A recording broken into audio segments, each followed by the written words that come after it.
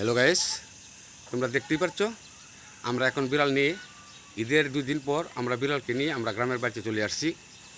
তোমরা দেখতেই পাচ্ছ আমার এক বিড়াল প্রেমিকে আমার বিড়ালকে বিলের, তোমরা কি আমার ভাষাটাকে বুঝতেই পারছো? আমরা এটাকে বিল বলে স্বীকৃত করি।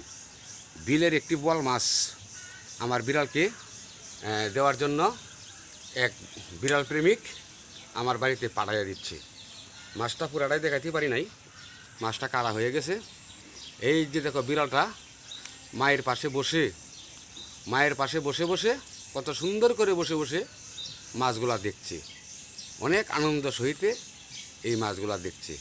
কারণ আমার বিড়াল তো কখনো এরকম বড় বল মাছ কখনোই দেখে না, কারণ সে ঢাকাতে বেশিরভাগ বসবাস করে। তোমরা তো সবাই জানোই। ভিডিওটা স্কিপ না করে তোমরা পুরো ভিডিওটাই দেখো। ভিডিওটা সামনে আরও বহুত কিছু দেখার রয়ে গেছে, তোমরা দেখতেই পারতেছ। সেটা হলো আমাদের গ্রামের বাড়ি। এই যে দেখো আমাদের গ্রামের বাড়ির পরিস্থিতি। এই যে দেখো আমরা ঈদের ছুটিতে বিড়ালকে নিয়ে আমরা বাড়িতে চলে আসছি। এই দেখো আমার বাড়ির আশেপাশে কত কত সুন্দর সুন্দর গাছগাছালি। এই যে দেখো সামনে একটি হাই রুট, সামনে একটি বাজার। ওই যে দেখো বাজারগুলা কত সুন্দর সুন্দর বাজার। এই যে বাজারের সাইডগুলা কত সুন্দর দেখা যাচ্ছে, দোকানপাটগুলা। সেটা হলো আমাদের ভাইরাল বিড়ালের বাড়ি, আমাদেরও বাড়ি। আমরা ঢাকা থেকে এসে আমরা এইসব জায়গার মধ্যে যাই, কয়েকদিন ছুটি উপলক্ষে আমরা দিনগুলা কাটাই, পরে আবার চলে যাই। কিছুদিন পরে আবার চলে যাই আমাদের কর্মস্থলে আমরা বিড়ালকে নিয়ে। তোমরা দেখতেই পারছো, এই দেখো কত সুন্দর করে সে বসে আছে। এই দেখো কত সুন্দর করে বসে আছে বিড়াল। এই দেখো বিড়ালটা মায়ের পাশে বসে বসে বল মাছটা কত সুন্দর করে কাটতেছে। সেই মাছটা দেখার জন্য সে ভয় পাইয়া গেছে, কারণ এত বড় মাছ তো কখনো আমার বিড়াল দেখে না।